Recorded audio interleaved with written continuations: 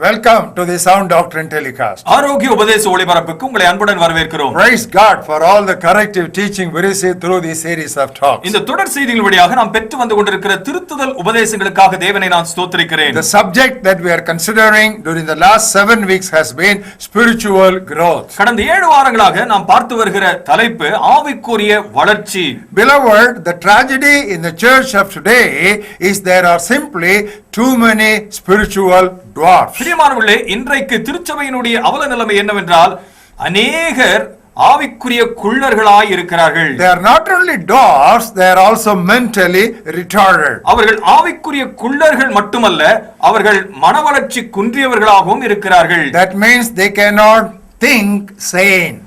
அவர்கள் புத்தியாய் சிந்திக்க இயலாதவர்களாய் இருக்கிறார்கள். One main reason is that they are not taught the biblical principles and prescriptions for growth. இதற்கு முக்கியமான காரணம் வேதத்தின் அடிப்படையிலான வளர்ச்சிக்கு ஏதுவான போதனைகள் அவர்களுக்கு கற்றுக் கொடுக்கப்படவில்லை. And Satan has taken advantage of the situation and he has led folks into a stunted or twisted growth. சாத்தான் இந்த சூழ்நிலையை சாதகப்படுத்திக் கொண்டு அவர்களை குட்டையும் கோணலுமான ஒரு வளர்ச்சிக்குள்ளாக நடத்தி இருக்கிறான். Hence our topic is how not to grow. ஆகவேதான் எங்களுடைய தலைப்பு எப்படி வளரக்கூடாது என்பதாகும். So far we have studied 7 lessons. இதுவரையிலும் 7 பாடங்களை பார்த்திருக்கிறோம். Lesson number 1. முதல் பாடம், Do not expect to grow automatically. தானாகவே வளர்ச்சி ஏற்பட்டுவிடும் என்று எதிர்பார்க்க கூடாது. Lesson number 2. இரண்டாவது பாடம், Do not get stuck with the foundation. அஸ்திவாரத்திலேயே நின்று விடக் கூடாது. Lesson number 3. மூன்றாவது பாடம், Do not grow disproportionately. சரிவிகிதமின்றி வளரக்கூடாது. And we again studied the same lesson as the second part. அதே பாடத்தை இரண்டாவது பாகமாக நாங்கள் படித்தோம். And then lesson number 5. அதைத் தொடர்ந்து ஐந்தாவது பாடம், Do not avoid difficult areas. கடினமான பகுதிகளை தவிர்த்து விடக் கூடாது. And lesson number 6. ஆறாவது பாடம், Do not consider adversity an obstacle. இன்னல்களை தடையாக எண்ணக்கூடாது. Last week we studied lesson number 7. சென்ற வாரத்தில் 7வது பாடத்தை நாம் பார்த்தோம். Do not ignore corporate growth. கூட்டு வளர்ச்சியை அலட்சியப்படுத்த கூடாது. Today we'll move on to lesson number 8. இன்றைக்கு நாம் 8வது பாடத்திற்கு கடந்து செல்கிறோம். How not to grow. எப்படி வளரக்கூடாது. Do not sacrifice quality for quantity. அதிக அளவுக்காக தரத்தை தியாகம் பண்ணிவிடக் கூடாது. Once again, மீண்டுமாய் சொல்கிறேன், how not to grow. எப்படி வளரக்கூடாது. Do not sacrifice quality for quantity. அதிக அளவுக்காக தரத்தை தியாகம் செய்துவிடக் கூடாது. Beloved, whether it is individual growth or corporate growth, this is a fundamental lesson. பிரியமானவர்களே, தனிப்பட்ட வளர்ச்சியானாலும் சரி, கூட்டு வளர்ச்சியானாலும் சரி, இது அடிப்படையான ஒரு விதிமுறை. In our anxiety and our enthusiasm for growth, it is natural to sacrifice quality. வளர்ச்சியை நாம் அதிகமாக விரும்புகிறதன் காரணமாக தரத்தை தியாகம் செய்கிறது இயல்பு. But we must watch against this trend. ஆனால் இந்த போக்கை குறித்து நாம் மிகவும் ஜாக்கிரதையாய் இருக்க வேண்டும். Let us first apply this lesson to individual growth. முதலாவது இந்த தத்துவத்தை நாம் தனிப்பட்ட வளர்ச்சிக்கு அபியாசப்படுத்தி பார்ப்போம். Beloved, even though growing in Christian life means growing in the knowledge of the Lord, பிரியமானவர்களே, கிறிஸ்தவ வளர்ச்சி என்பதனால் நாம் கர்த்தரை அறிகிற அறிவிலே வளர்கிறதை அது காண்பித்தாலும், mere accumulation of the knowledge without the fear of God is useless. கர்த்தருக்கு பயப்படுகிற பயம் இல்லாமல் வெறுமனே அறிவை பெருக்கிக் கொள்வது பிரயோஜனமற்றது. That's what is pointed out in book of Ecclesiastes 12th chapter. அதுதான் பிரசங்கின் புத்தகம் 12வது அத்தியாயத்திலே பார்க்கிறோம். We'll read from verse 12 to 14. 12லிருந்து 14வது வசனம் வரையிலும் வாசிக்கிறோம். Of making many books there is no end, and much study is wearisome to the flesh. அநேக புத்தகங்களை உண்டு பண்ணுகிறதற்கு முடிவில்லை, அதிக படிப்பு உடலுக்கு இளைப்பு. Let us hear the conclusion of the whole matter. காரியத்தின் கடை தொகையை கேட்போமாக. What is that? அது என்ன? Fear God and keep his commandment, for this is the whole duty of man. தேவனுக்கு பயந்து அவர் கற்பனைகளை கைக்கொள், எல்லா மனுஷர் மேலும் விழுந்த கடமை இதுவே. There can be many books, there can be much study that is useless if that does not lead to the fear of God. அதிகமான புத்தகங்கள் இருக்கலாம், அதிகமான படிப்பு இருக்கலாம், ஆனால் கர்த்தருக்கு பயப்படுகிற பயத்துக்கு நேராய் அது நம்மை நடத்தவில்லை என்று சொன்னால் அவைகள் வீணானவைகள். That's what Solomon writes in book of Proverbs first chapter. நீதிமொழிகள் புத்தகத்திலே சாலமோன் இதைதான் குறிப்பிட்டு சொல்லும் பொழுது, look at the first chapter. நீதிமொழிகள் முதலாவது அத்தியாயத்தை பாருங்கள். We'll read the 7th verse. 7வது வசனத்தை வாசிக்கிறோம். He says the fear of the Lord is the beginning of knowledge. கர்த்தருக்கு பயப்படுதலே ஞானத்தின் ஆரம்பம். In other words, without the fear of the Lord you can talk about so much of knowledge, but that is actually nil, that is void, that is zero. கர்த்தருக்கு பயப்படுகிற பயம் இல்லாமல் ஏராளமான அறிவை குறித்து நாம் பேசிக் கொண்டிருக்கலாம், ஆனால் அவைகள் எல்லாம் வீணானவைகள், சூன்யமானவைகள். But beloved, this is where mankind committed the oldest error. பிரியமானவர்களே, இதுதான் மனுஷர் ஆதியிலேயே விழுந்து போன ஒரு சம்பவம். Turn with us to book of Genesis 2nd chapter. ஆதியாகமம் 2வது அத்தியாயத்துக்கு என்னோடு கூட வாருங்கள். Look at the 9th verse. 9வது வசனத்தை பாருங்கள். You know, God made a beautiful garden. அருமையான ஒரு தோட்டத்தை தேவன் படைத்தார். And what did he do? என்ன செய்தார்? Look at the second portion of the 9th verse. 9வது வசனத்தினுடைய 2ஆம் பாகத்தை பாருங்கள். The tree of life was also in the midst of the garden, and the tree of knowledge of good and evil. தோட்டத்தின் நடுவிலே ஜீவ விருட்சத்தையும் நன்மை தீமை அறியத்தக்க விருட்சத்தையும் பூமியிலிருந்து முளைக்க பண்ணினார். What is the first one? முதல் மரம் என்ன? Tree of life. வாழ்வு மரம். What is the second one? இரண்டாவது மரம் என்ன? Tree of knowledge. அறிவு மரம். So God's order is tree of life first and then tree of knowledge next. ஆகவே தேவன் வைத்திருக்கிற வரிசை என்னவென்றால் முதலாவது வாழ்வு மரம், அதைத் தொடர்ந்து தான் அறிவு மரம். But man reversed the order. ஆனால் மனிதன் அதை அப்படியே மாற்றி அமைத்தான். Instead of taking a fruit from the tree of life, he took a fruit from the tree of knowledge. வாழ்வு மரத்திலிருந்து ஒரு கனியை பறிப்பதை விட்டுவிட்டு அவன் அறிவு மரத்திலிருந்து ஒரு கனியை பறிக்கிறான். Because he reversed the order, he could not get the first one also. God drove him out. இந்த வரிசையை அவன் மாற்றினதனால் தேவன் அந்த முதல் கனியை பெற முடியாத அளவுக்கு அவனை தோட்டத்திலிருந்தே துரத்தி விட்டார். Beloved, a desire to keep on growing without a passion to grow in holiness or godliness, that has been severely warned against by the Old Testament prophets. பிரியமானவர்களே, வெறுமனே வளர்ச்சி, பரிசுத்தம் இல்லாமல் வெறுமனே வளருகிற அந்த வளர்ச்சியை குறித்து பழைய ஏற்பாட்டு தீர்க்கதரிசிகள் எச்சரித்திருக்கிறார்கள். Turn with us, for example, book of Jeremiah 12th chapter.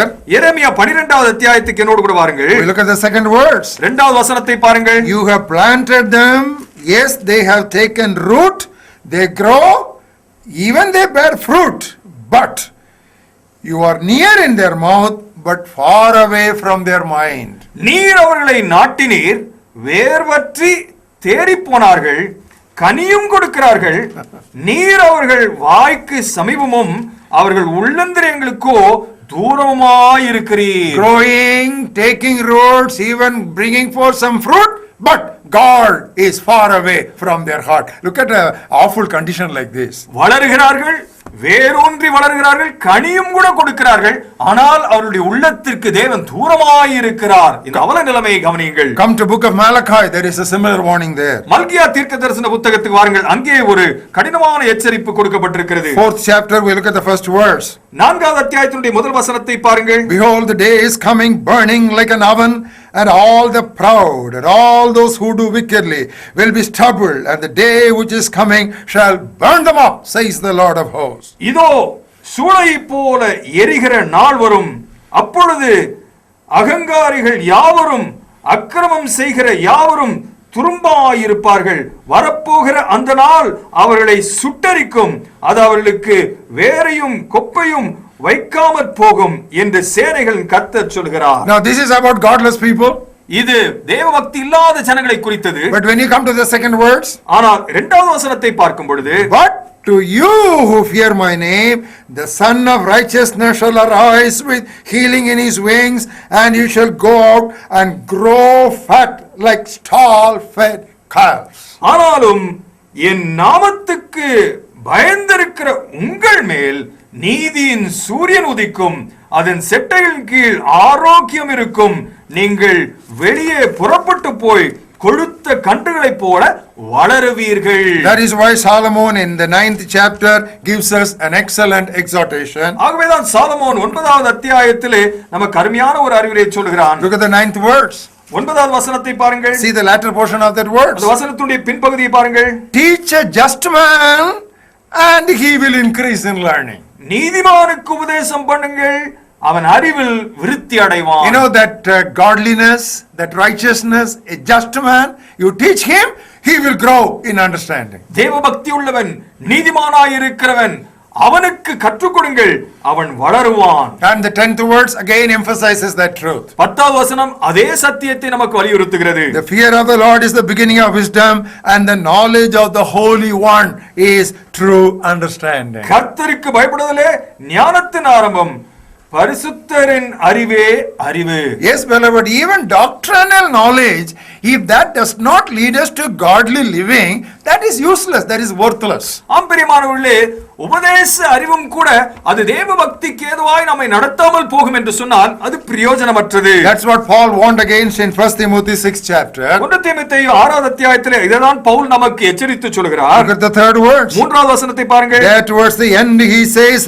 doctrine unto godliness. தேவ பக்திக்கேற்ற உபதேசங்கள் என்று சொல்கிறார். You know, doctrine is not just for doctrine's sake, not for intellectual accumulation, but doctrine for godliness. வெறுமனே இந்த உபதேசமானது அறிவு பெருக்கத்துக்காக அல்ல, இது தேவ பக்திக்கேற்ற ஒரு அறிவு பெருக்கமாக இருக்க வேண்டும். Now come with us to the 3rd chapter of the 2nd epistle. 2வது நிருபத்தினுடைய 3வது அத்தியாயத்துக்கு வரும்பொழுது, and Paul addresses by his own testimony. Pavul இதை தன்னுடைய சாட்சியின் மூலமாகவே வலியுறுத்தி சொல்கிறார். He talks about my doctrine and he talks about my manner of life. என்னுடைய போதகம் என்று சொல்லி என்னுடைய நடக்கை என்று சொல்லுகிறார். You see, he brings both these things together. One cannot be isolated or divorced from the other. இவை இரண்டையும் கலந்துதான் பேசுகிறார், ஒன்று மற்றொன்றிலிருந்து பிரித்து விட முடியாது. Beloved, this was the problem with the Ephesian church as we meet that in book of Revelation 2nd chapter. வெளிப்படுத்தின விசேஷத்தினுடைய 2வது அத்தியாயத்திலே எபேசு திருச்சபையிலே காணப்பட்ட பிரச்சனையாகவும் இதுதான் சொல்லப்படுகிறது. And we all know that passage very well. வசன பகுதி நம்ம எல்லாருக்கும் தெரிந்ததுதான். They had many strong points, they had many plus points. அவர்களுக்கு ஏராளமான சாதகமான காரியங்கள் இருந்தது. What did Jesus tell them? ஆண்டவராகிய இயேசு அவர்களை பார்த்து என்ன சொல்கிறார்? I know your works, your labor, your patience, and that you cannot bear those who are evil. உன் கிரியைகளையும் உன் பிரயாசத்தையும் உன் பொறுமையும் நீ பொல்லாதவர்களை சகிக்க கூடாமல் இருக்கிறதையும் நான் அறிந்திருக்கிறேன். And you have tested those who say that they are apostles and are not, and you have found them liars. அப்போஸ்தலர் அல்லாதவர்களை தங்களை அப்போஸ்தலர் என்று சொல்லுகிறதை நீ சோதித்து அவர்களை பொய்யர் என்று கண்டறிந்ததும் உண்டு. So what do we understand? இதிலிருந்து என்ன புரிந்து கொள்கிறோம்? It was a church full of activities. அது மிகவும் செயல்பாடு நிறைந்த கிரியை நிறைந்த ஒரு திருச்சபையாக இருந்தது. It was a church filled with programs. அது முற்றிலும் நிகழ்ச்சிகள் நிறைந்த ஒரு திருச்சபையாக இருந்தது. They all labored for the name of Jesus Christ. ஆண்டவராகிய இயேசுவுடைய பெயருக்காக உழைத்த ஒரு ஜனம். And they also were very sound in their doctrine. அவருடைய உபதேசத்திலும் கூட தெளிவாய் இருந்தவர்கள். They tested people who called themselves apostles and found them liars. அப்போஸ்தலர் என்று தங்களை சொல்லிக் கொண்டவர்கள் பொய்யராய் இருந்தால் அவர்களை அடையாளம் கண்டு கொண்டார்கள். To that extent they were good in their labor and in their doctrine. அவர்களுடைய உழைப்பிலும் சரி அவர்களுடைய உபதேசத்திலும் சரி அவர்கள் சரியாய் நின்றார்கள். But what was the problem? ஆனால் பிரச்சனை என்ன? Look at the 4th verse. 4வது வசனத்தை பாருங்கள். Nevertheless I have this against you, that you have left your first love. ஆனாலும் நீ ஆதியில் கொண்டிருந்த அன்பை விட்டாய் என்று உன் பேரில் எனக்கு குறை உண்டு. See, this is what we are saying. We talk about quantity, but ultimately we lose the quality. குறித்து தான் நாம் சொல்லிக் கொண்டிருக்கிறோம், அளவை குறித்து பேசுகிறோம், ஆனால் தரத்தை விட்டு விடுகிறோம். Come with us to 1 Corinthians 8th chapter, where Paul makes it more specific. இன்னும் இதை தெளிவாய் பவுல் பேசுகிறதை 1 கொரிந்தியர் 8வது அத்தியாயத்திலே கவனிக்க வாருங்கள். Look at the first words. முதல் வசனத்தை பாருங்கள். The last line of that first word. அந்த முதல் வசனத்தினுடைய கடைசி பகுதி, knowledge puffs up, but love edifies. அறிவு இருமாப்பை உண்டாக்கும், அன்போ பக்தி விருத்தியை உண்டாக்கும். In other words, he condemns knowledge, mere knowledge, without that heart of love. அந்த அன்பின் இருதயம் இல்லாமல் காணப்படுகிற வெறுமனே அறிவு இருக்கிறதை இங்கே கடிந்து பேசுகிறார். That he points out in the 11th verse with an example. 11வது வசனத்திலே ஒரு உதாரணத்தோடு இதை சொல்கிறார். Because of your knowledge shall the weak brother perish for whom Christ died.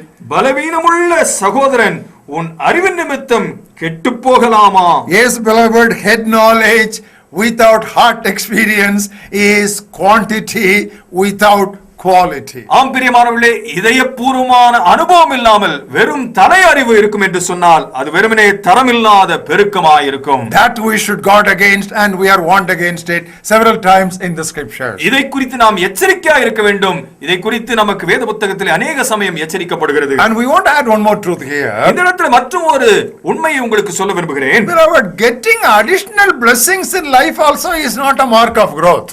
வெறுமனே கூடுதல் ஆசீர்வாதங்கள் நம்முடைய வாழ்க்கையில கிடைக்கிறது என்பது மட்டுமே நமக்கு வளர்ச்சியினுடைய ஒரு அடையாளமாக இருந்துவிட முடியாது. But learning to be successfully handling whether it is poverty or plenty, that is true maturity. குறைவானாலும் நிறைவானாலும் அதை சரியாய் கையாளுவதை கற்றுக்கொள்கிறது அதுதான் சரியானது. That was Apostle Paul's testimony in Philippians 4th chapter. அதுதான் பிலிப்பியர் 4வது அத்தியாயத்திலே பவுலினுடைய சாட்சியாக இருந்தது. Read verses 12 and 13.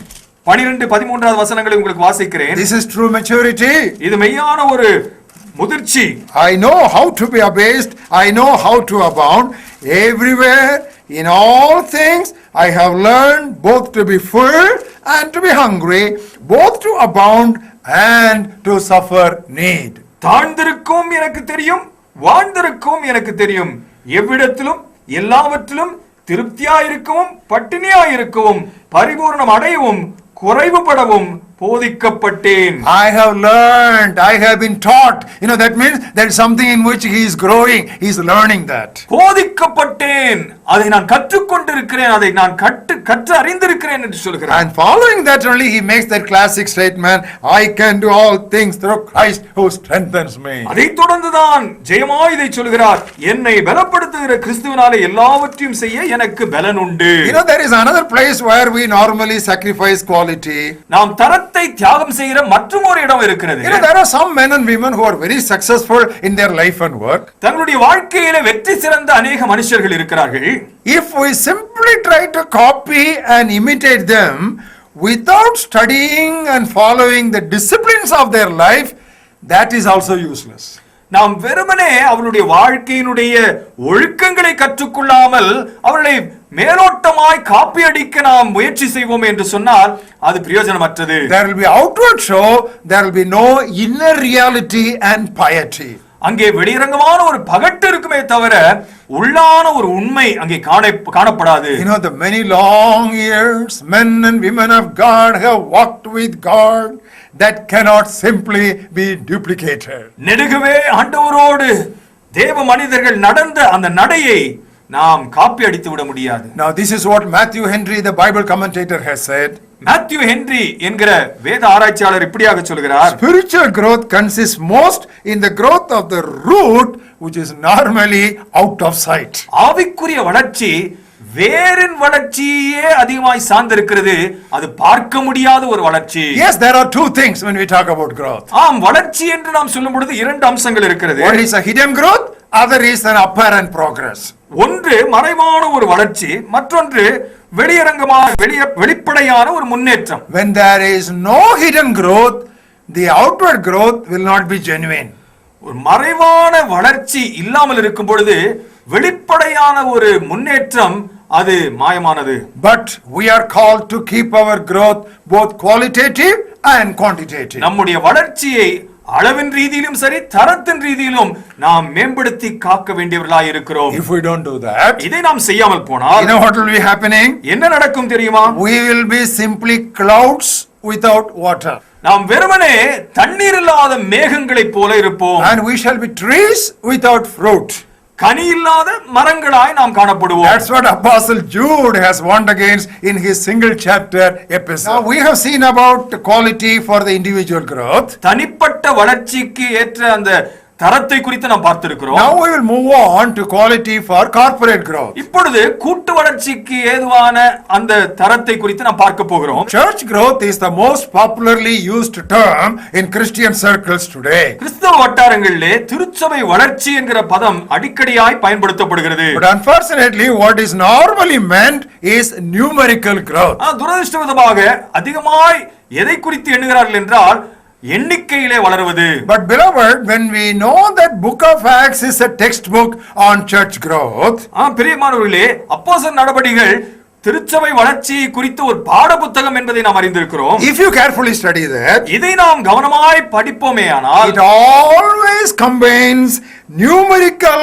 expansion and spiritual betterment. எப்பொழுதுமே எண்ணிக்கையிலே பெருகிறதும் அதோடு கூட ஆவிக்குரிய ஒரு வளர்ச்சியும் கலந்து பேசுகிறதை பார்க்கிறோம். We look at some passages very quickly. ஒரு சில வசன பகுதிகளை துரிதமாய் நாம் பார்ப்போம். Acts 2:41, what does it say? அப்போஸ்தலர் 2:41 என்ன சொல்கிறது? 3,000 people were added to the church. 3000 பேர் திருச்சபையிலே சேர்க்கப்பட்டார்கள். That is quantitative growth. அது அளவிலே வளர்ச்சி. And what do we read in the 42nd verse? 42வது வசனத்தில் என்ன பார்க்கிறோம்? They continued steadfastly in prayers and in doctrine. ஜெபத்திலும் உபதேசத்திலும் உறுதியாய் தரித்திருந்தார்கள். That means they were also growing qualitatively. என்றால் தரத்திலும் அவர்கள் வளர்ந்தார்கள். Come to the 4th chapter. 4வது அத்தியாயத்தை பாருங்கள். Look at the 4th verse. 4வது வசனத்தை பாருங்கள். It says the number of disciples was multiplied to 5,000. சீஷர்கள் 5000 ஆய் பெருகினார்கள். But what do we read in the 32nd verse? 32வது வசனத்தில் என்ன பார்க்கிறோம்? They were of one heart and one soul. அவர்கள் ஒரு மனதோடும் ஒரே இருதயம் உள்ளவர்களாய் காணப்பட்டார்கள். So there was both quantitative growth as well as qualitative growth. ஆகவே அளவிலும் சரி தரத்திலும் அவர்கள் வளர்ந்தவர்களாய் காணப்பட்டார்கள். Come to the 6th chapter. 6வது அத்தியாயத்தை பாருங்கள். First word says number of disciples greatly multiplied. சீஷர்கள் எண்ணிக்கை அதிகமாய் பெருகினது. And there was a problem of serving of tables. விதவைகளை விசாரிப்பதிலே ஒரு பிரச்சனை ஏற்பட்டது. And from verses 2 and 6 they sorted out the problem. இரண்டாவது வசனத்திலிருந்து 6வது வசனம் வரையிலும் அந்த பிரச்சனையை அவர்கள் தீர்த்து வைக்கிறார்கள். And what do we read in the 7th verse? 7வது வசனத்தில் என்ன வாசிக்கிறோம்? The number of disciples again multiplied. சீஷர்களுடைய எண்ணிக்கை அதை தொடர்ந்து வளர்ந்தது. You know there is both qualitative and quantitative. தரத்திலும் சரி அளவிலும் சரி வளர்ச்சி காணப்பட்டது. And come to the 9th chapter. 9வது அத்தியாயத்தை பாருங்கள். Look at the 31st verse. 31வது வசனத்தை பாருங்கள். The churches were edified and they multiplied. திருச்சபைகள் பக்தி விருத்தி அடைந்தன, அவைகள் பெருகின. You know there was a qualitative growth and quantitative growth. அளவிலும் சரி தரத்திலும் சரி வளர்ச்சி ஏற்பட்டது. Come to the 11th chapter. 11வது அத்தியாயத்தை பாருங்கள். Look at the 21st verse. 21வது வசனத்தை பாருங்கள். Great number of people turned to the Lord. ஏராளமான மக்கள் கர்த்தரண்டை திரும்பினார்கள். And what do we read in verses 22 and 23? 22 23வது வசனங்களில் என்ன பார்க்கிறோம்? They were encouraged to continue in that faith. அந்த விசுவாசத்திலே தொடரும்படியாக அவர்கள் ஊக்குவிக்கப்பட்டார்கள். And what do we read in verse 24? 24வது வசனத்தில் என்ன பார்க்கிறோம்? Again a great many were added to the Lord. மீண்டுமாய் அநேகர் திருச்சபையிலே சேர்க்கப்பட்டார்கள். You know there is quantitative growth and there was qualitative. அங்கே அளவிலும் வளர்ச்சி தரத்திலும் வளர்ச்சி. Come to the 14th chapter. 4வது அத்தியாயம். Look at the 21st verse. 21வது வசனத்தை பாருங்கள். The apostles made many disciples. அப்போஸ்தலர்கள் அநேக சீஷர்களை உருவாக்கினார்கள். And what do we read in verse 22? 22வது வசனத்தில் என்ன பார்க்கிறோம்? They strengthened them and they exhorted them that through many tribulation we should enter the kingdom of God. அநேக உபத்திரவங்களூடாய் அவர்கள் தேவனுடைய ராஜ்யத்தை அடைய வேண்டும் என்று அவர்களுக்கு அறிவுரை சொன்னார்கள். So there we find there is both quality and quantity. அங்கே அளவும் இருக்கிறது தரமும் இருக்கிறது. And come to the 16th chapter. 16வது அத்தியாயத்துக்கு வாருங்கள். Look at the 5th verse. 5வது வசனத்தை பாருங்கள். They were strengthened in faith and they also increased in number daily. அவர்கள் விசுவாசத்திலே பலப்பட்டார்கள், தினமும் அவர்கள் எண்ணிக்கையிலே பெருகினார்கள் என்று பார்க்கிறோம். Come to the 17th chapter. 17வது அத்தியாயத்தில் பார்க்கும்போது there we meet the Berean Christians. Berea விசுவாசிகளை பார்க்கிறோம். And what do we read about them? அவர்களை குறித்து என்ன வாசிக்கிறோம்? They daily searched the scriptures. அவர்கள் தினமும் திருவசனத்தை ஆராய்ந்து பார்த்தார்கள். So that means there were qualitative in their growth. அவர்கள் வளர்ச்சியிலே தரம் இருந்தது என்று பார்க்கிறோம். And we read in verse 12. 12வது வசனத்தில் பார்க்கிறோம். Therefore many believed, even some prominent women believed on the Lord. அநேகர் விசுவாசித்தார்கள், ஒரு சில ஸ்திரீகளும் கூட, முக்கியமான கனம் பெற்ற ஸ்திரீகளும் கூட விசுவாசித்தார்கள். So you find consistently all through the book of Acts there is both qualitative and quantitative growth going together. அப்போஸ்தலர் நடபடிகள் முழுவதிலுமே அங்கே அளவிலும் சரி தரத்திலும் சரி வளர்ச்சி இருந்ததை நாம் பார்க்கிறோம். This is what was outlined by Jesus Christ in his great commission. கிறிஸ்துவினுடைய பேராணையிலும் கூட இதுதான் சுட்டி காண்பிக்கப்பட்டது.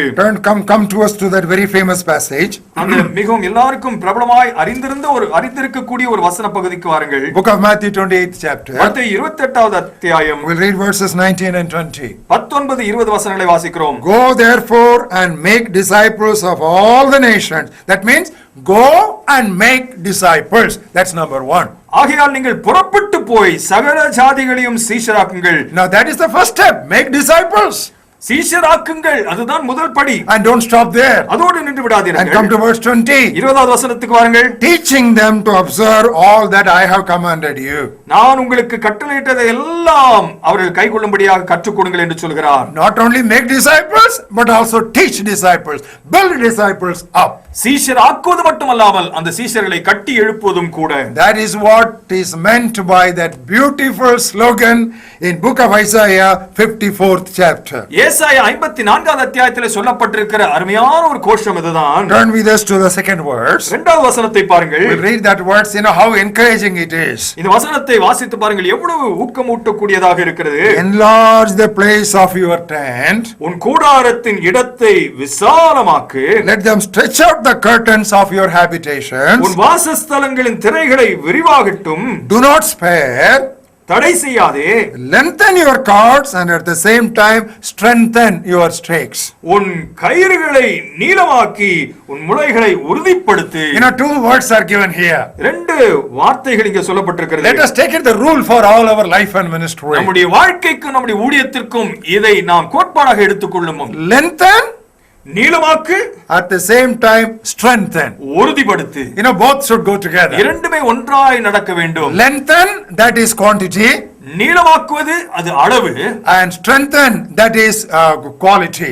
உறுதிப்படுத்துவது என்பது தரத்தை குறிக்கிறது. If we overlook quality and concentrate only on quantity, we will then make a compromise on the building materials. ஒருவேளை நாம் தரத்தை அலட்சியப்படுத்தி அளவை மட்டுமே கவனித்துக் கொண்டிருப்போம் என்று சொன்னால் கட்டட பொருட்களிலே நாம் சமரசம் படுத்தி விடுவோம். Instead of using gold and silver and precious stones, we will go down for wood, hay and stubble. பொன்னும் வெள்ளியும் விலையேறப்பெற்ற கற்களையும் பயன்படுத்தாமல் நாம் மரம், புல், வைக்கோலை வைத்து கட்டுவோம். Maybe it will be going very fast, it will be growing very fast. ஒருவேளை வளர்ச்சி மிகவும் துரிதமாக ஏற்பட்டுவிடும். But there we have sacrificed salt for size. ஆனால் அங்கே நாம் தரத்துக்கு பதில் அளவை முக்கியப்படுத்தி தரத்தை விட்டுவிட்டோம். This is where we should always keep ourselves warned against and guarded against. இதில்தான் நாம் எப்பொழுதுமே நம்மை ஜாக்கிரதையாய் காத்துக்கொள்ள வேண்டும், எச்சரிக்கையாய் கவனிக்க வேண்டும். If we are not careful here, we will immediately slide down for substitutes in Christian life and ministry. இதில் நாம் ஜாக்கிரதையாக இல்லை என்று சொன்னால் மாற்றுகளுக்கு நாம் ஒப்பு கொடுக்கிறவர்களாய் மாறிவிடுவோம். That's what happened in the Tower of Babel. அதுதான் Babel கோபுரத்திலே சம்பவித்தது. They had brick for stone. கல்லுக்கு பதிலாக செங்கல் வைத்திருந்தார்கள். That's what we are doing. அதைதான் நாம் செய்து கொண்டிருக்கிறோம். Once you get into substitutes, there is lot of compromise and you lose your quality. மாற்றுகளுக்கு நாம் இடம் கொடுப்போம் என்று சொன்னால் நாம் தரத்தை விட்டு கொடுக்கிறோம். We want to make a statement here. இந்த இடத்திலே ஒரு கூற்றை சொல்ல விரும்புகிறேன். Beloved, ultimate spiritual growth is not measured by how many souls we have won.